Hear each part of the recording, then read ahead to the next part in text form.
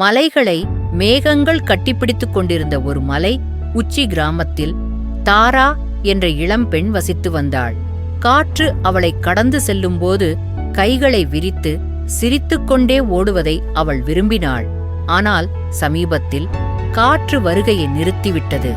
காற்று அமைதியாக இருந்தது. மரங்கள் அமைதியாக இருந்தன. கிராமம் தூக்கமாகவும் சோகமாகவும் இருந்தது. பாட்டி, காற்று தொலைந்து போனது. காற்று எப்படி தொலைந்து போகும்?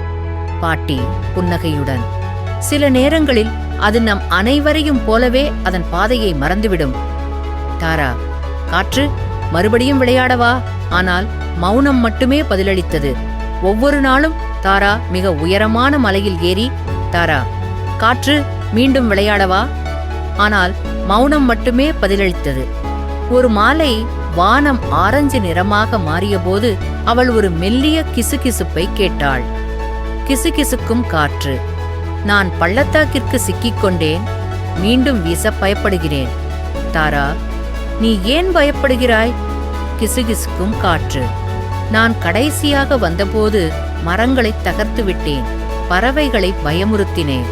நான் அப்படி செய்ய விரும்பவில்லை. தாரா அமைதியாக உட்கார்ந்து பின்னர் சொன்னாள், சில நேரங்களில் நாம் அனைவரும் தவறு செய்கிறோம். ஆனால் அதற்காக நாம் முயற்சிப்பதை நிறுத்த வேண்டும் என்று அர்த்தமல்ல.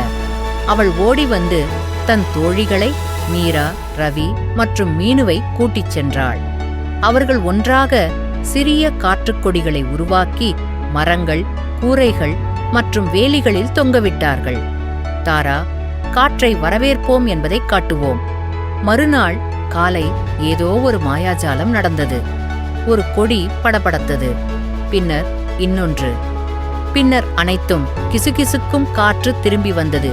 மெதுவாக, மகிழ்ச்சியுடன் இலைகளை சலசலத்து பிரார்த்தனை சக்கரங்களை சுழற்றி அனைவரின் கன்னங்களையும் முத்தமிட்டது.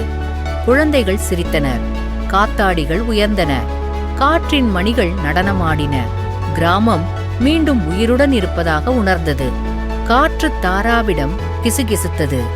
காற்று, நன்றி தாரா, நீங்கள் என்னை நம்பினீர்கள்.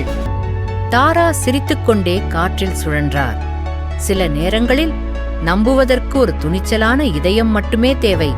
உலகம் மீண்டும் நகரத் தொடங்குகிறது.